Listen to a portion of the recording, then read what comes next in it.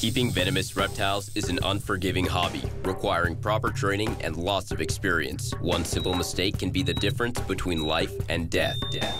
Remember, the most venomous snake in the world is the one that just bit you. There are no venomous snakes with training wheels. Just because you see viperkeeper handle snakes a certain way does not mean you should try it too.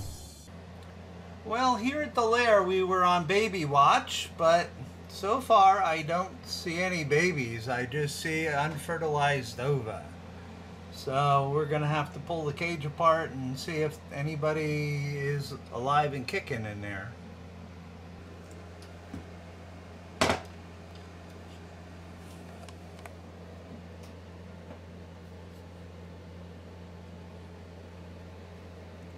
Oh yes, I can see you're in really very friendly mode. Yeesh. Yeah, this one's about to take a swing at me. Oh, happy snakes. Oh, snake hockey! Oh, a very unhappy snake hockey.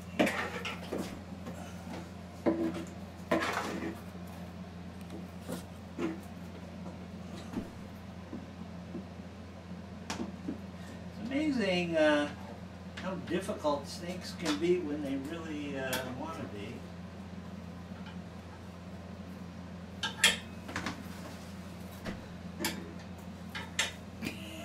It does not want to let go. Well, this was all unnecessary, girl, huh?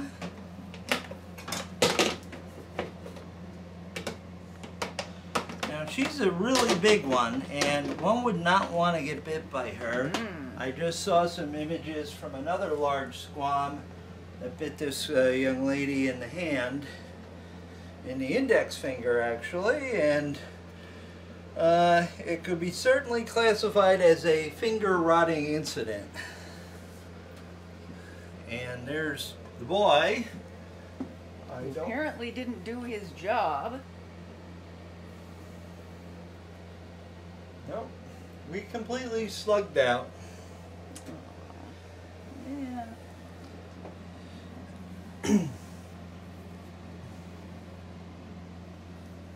Nothing of hiding under the... No. That's it. We totally slugged out this time around. I think what I'm going to do is I'm going to separate them and you know, go from there. I think I'm going to put the boy over here.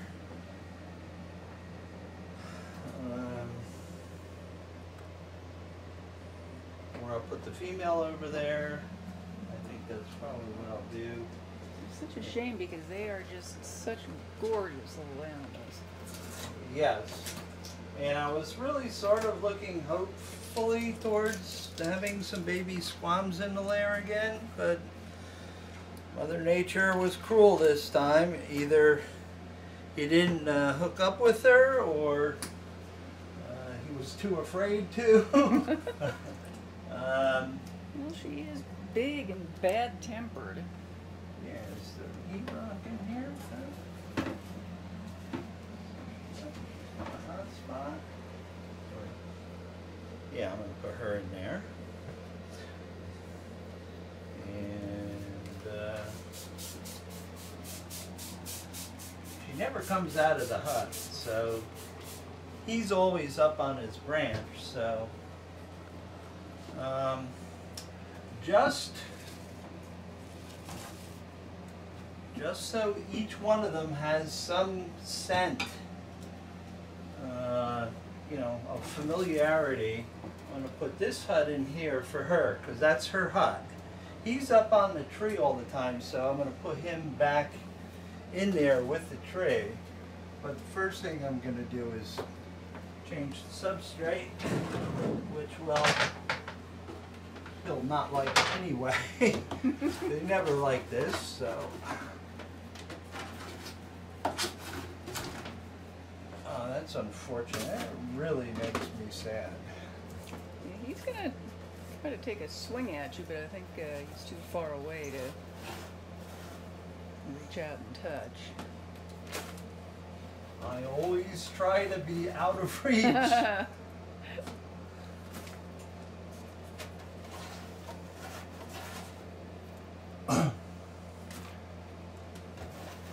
Trying to get his attention back over this way. Hello, come on.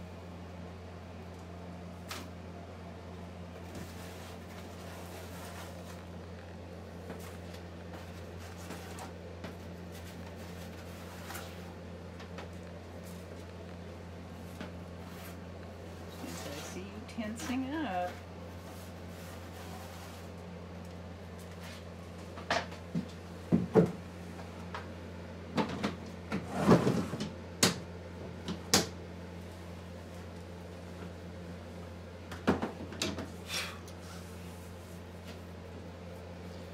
Alright, so let's put Miss Happy back in here, and you know, I just might resort to the forceps if she becomes totally uncooperative. Here we are. And that's of course exactly what she's We're going gonna try this again, huh?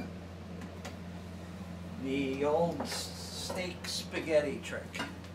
Okay, well look, you earned this.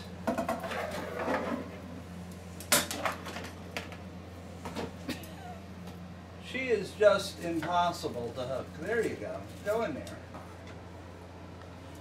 When snakes don't want to hook, they don't want to hook. Go on.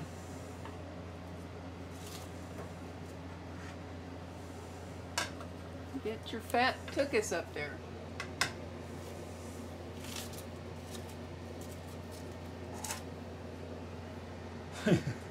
Yeah, we're staying out of her reach. She really has it in for me right now. Oh, she bit herself. Oh, she's gonna be even madder now. Come on. Oh!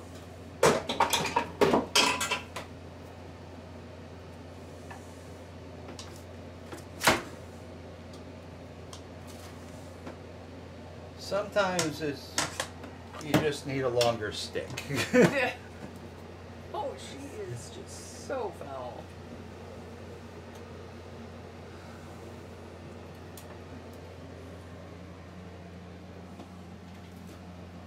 Drop that in the Clorox.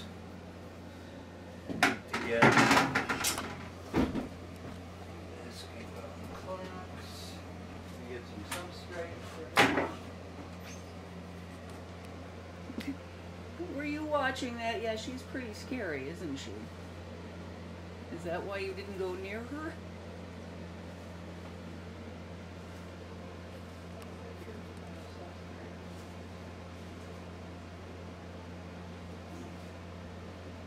What's going on, Thud? Lots of excitement.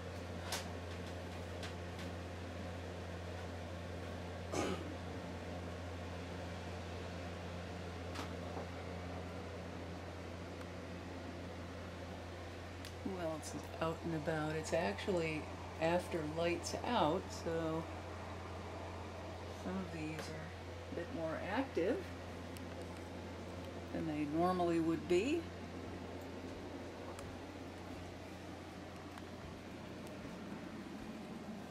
This guy's up in his hunting position.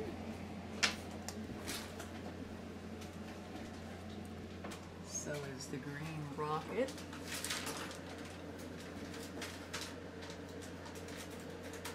So did we catch you trying to climb your tree? No, we'll be leaving soon.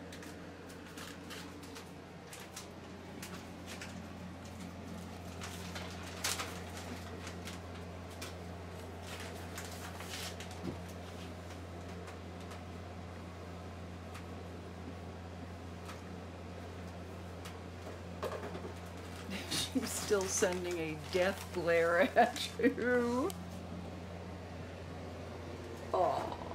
You know, the surprising thing is she didn't shed in the past several weeks.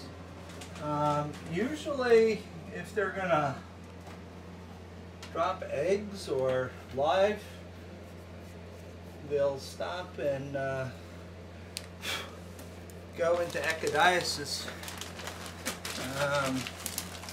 and do a pre-lay or a pre-birth shedding, but no such thing with her. That's why we're sort of keeping our eyes on her, because she was the only animal that I had actively had in with a male.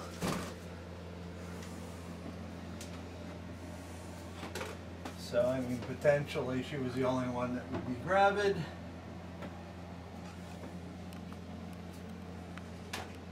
You're ready to take a trip back?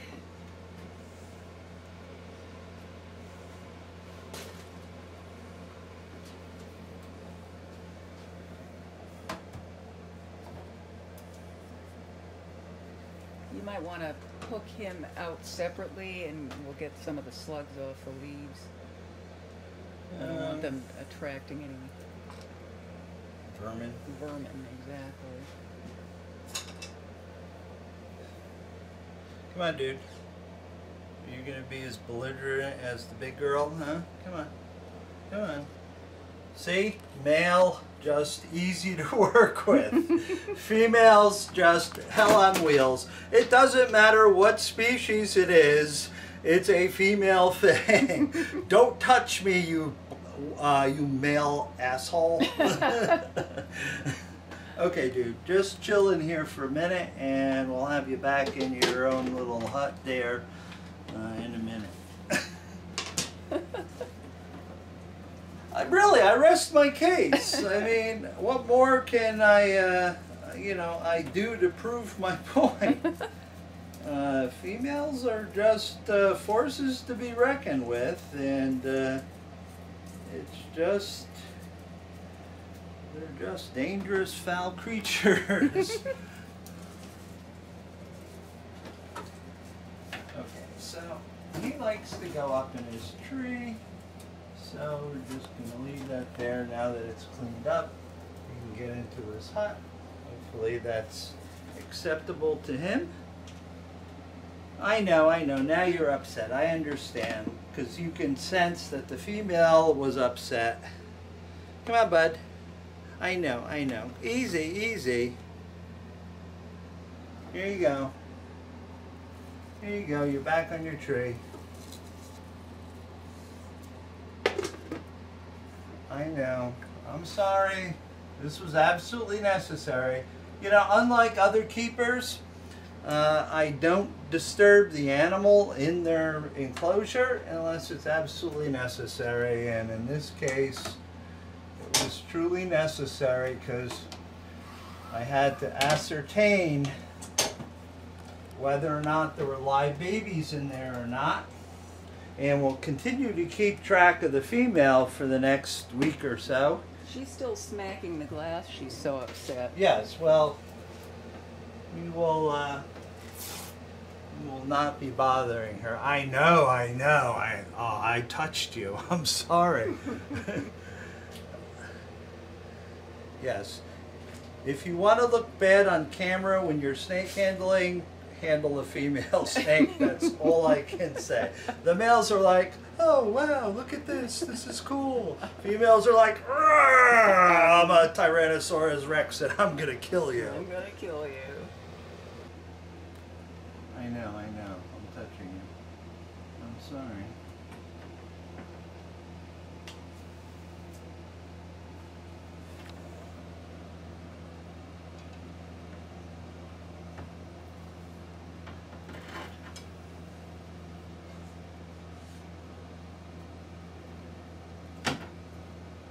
Yeah, I'm sorry there, but I'm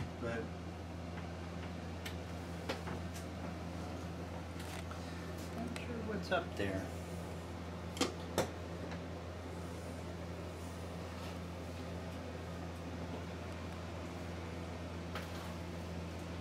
You know, normally Slinky's a pretty okay shedding snake. Especially since we have the misting system in the cage. Easy, bud. Easy, bud. Okay, so this was off. It was just sort of threaded over the remainder of his butt, so at least I don't have to really disturb him. And even though his tail is right there, one just does not tweak the tail of a mamba, so I'll refrain from doing that. He's a pretty good bloke. You know, right now I've got so many snakes that would, you know, I consider to be elder care snakes. I have a very old collection. A lot of these animals have been with me for 20 years plus. And, you know, some of them are starting to show their age, and Slinky's one of them. You know, Slinky was wild caught in like 2003. Has been with me for a very long time. Which is a miracle, because back then, when you were importing Jamison Mambas from the wild, their mortality rate, just getting them here and getting them established in your collection, I mean by established is getting them feeding and getting rid of parasites and all that stuff, the mortality rate was about 90%. It got to the point where it was like, I am not going to buy any more of these if offered by an exporter, because in my opinion it's doing a terrible crime, or committing a terrible crime, just taking animals out of the wild to have them die in captivity immediately after.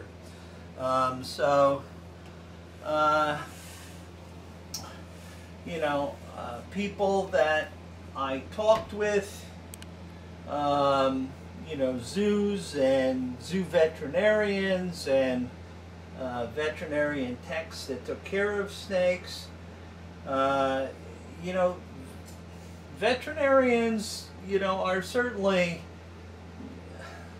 you know, good people to have to help you with your animals, but in some cases doing too much care is actually worse than doing no care at all. And that's the case with that I found with Jamison Mambas. When you brought them in from the wild and you got them here and you started caring for them, they usually would develop this really bad mouth infections.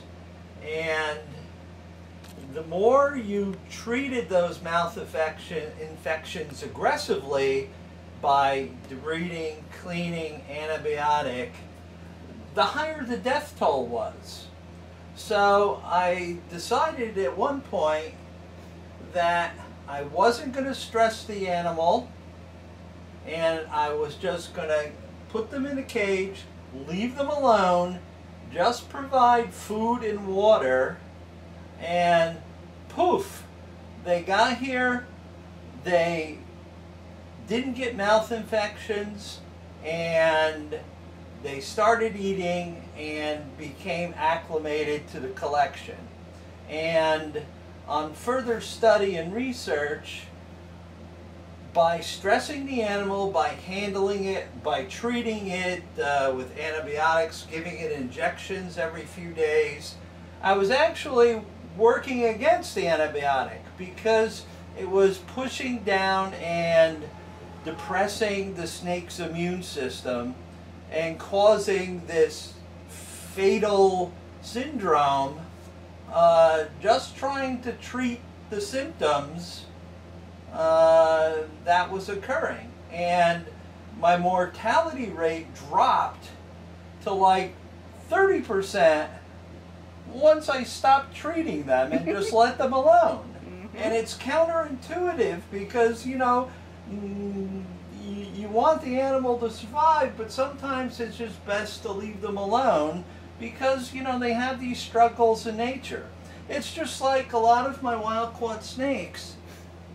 Some of them I don't even bother to treat parasites unless, you know, it's an amoeba or something bad like that. I just leave them alone, because in the wild, if the snake is stable with the parasite load that it has, why give it drugs and totally unbalance its digestive system?